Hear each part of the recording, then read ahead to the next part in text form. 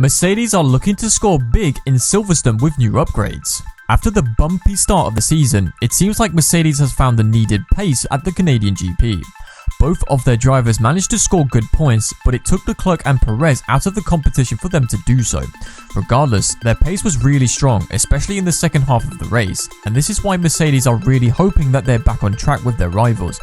Their car is by far the most reliable one on the track, which shows that reliability is the strongest factor you can have in order to upgrade your car. But Mercedes isn't done with upgrades. The team is looking at the next race in Silverstone to bring yet another package of updates, amid the suspecting talks that revolved around the team due to the second floor units mounted on their car. So, what will the Silver Arrows upgrade in Silverstone? What kind of boost did they receive from the FIA due to their low performance early in the season? And more importantly, is Mercedes back on track with these upgrades? These and many more will be answered in our video, so stick with us to find out. Before we start about the Mercedes upgrades in Silverstone and the expected boost in their performance, let's talk about their performance at the Canadian GP. The team was the only one that mounted the second floor units on their car at the Friday practice in Montreal. This was previously inhibited part by the FIA, but 24 hours prior to the free practice sessions, the FIA has brought some new regulations that allow the teams to mount whatever they feel like it'll help them with the porpoising issues. Now, mounting a second floor unit is a difficult thing, and the first thing to do in order to mount it is to have it in your garage. Teams had no idea that the FIA will bring this regulative back, so they had no need to carry it with them to Canada. However, for some strange reason, Mercedes did, and they mounted it on Friday's practice session. Almost all of the team principals have threatened to protest this upgrade on the Mercedes, which is why the team was forced to pull it away for the Canadian GP. However, the team is expected to run the second floor unit in Silverstone just like the other constructors. Mercedes has scored position 3 and position 4, and it seems like their porpoising issues were nowhere to be found on the track. With that being said, the potential of their car has only enlarged. Toto Wolff, Hamilton and Russell were all satisfied by the race pace that the W13 provided in Montreal, and that is something they can build onto. However, a price had to be paid for the Mercedes to tackle the porpoising problem. The car now runs too low to the ground, and bumpy tracks are simply unacceptable for this setup because of the bumpiness of the road. This is why tracks like Monaco and Baku have severely hurt the performance of the Mercedes. It's true that the surface in Montreal isn't as flat as other classic tracks on the calendar, but is much smoother than the previous two races. The technical director, Mike Elliott, remains cautious when it comes to expectations that the team could soon challenge Ferrari and Red Bull, as he said. One thing you can be sure of is we will push as hard as we can. We will be bringing new bits to Silverstone. We will be trying to push the car forward, trying to get some pace from the car we've got or from the package we've got, as well as the new bits we are going to add to it.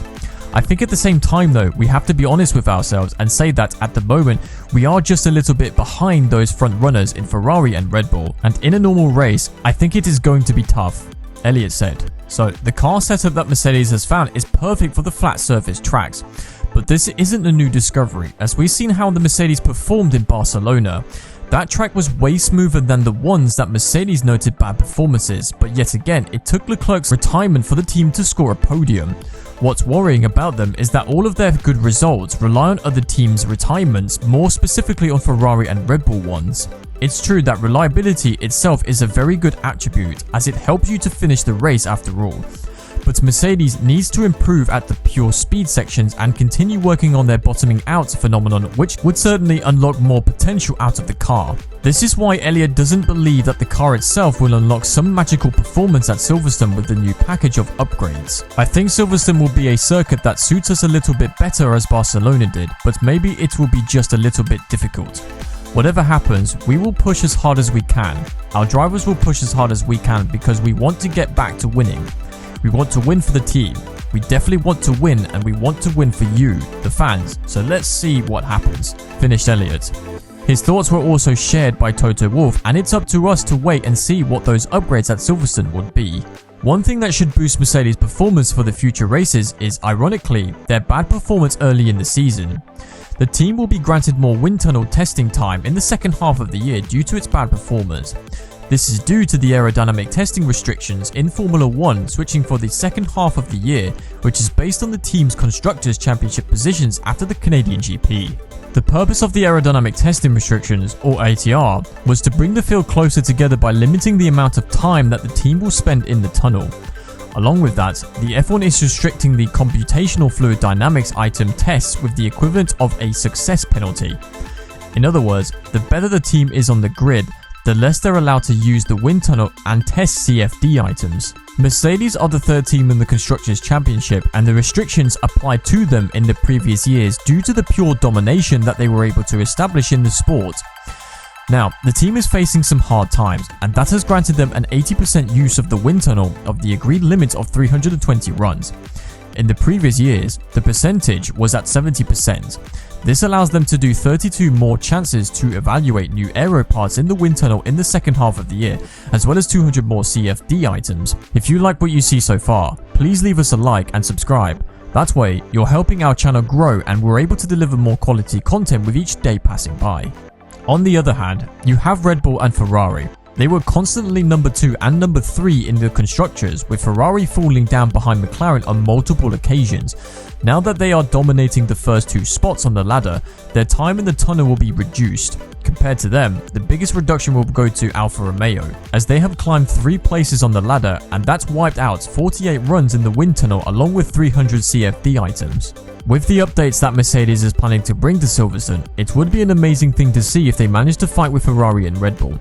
Although Elliott and Wolff said that they do not believe that the team is up there with the first 2 teams, we know how the team has a tendency to bluff and always undermine itself. This year, the bluffing has been really low, and most of the time, whatever they said turned out to be the truth.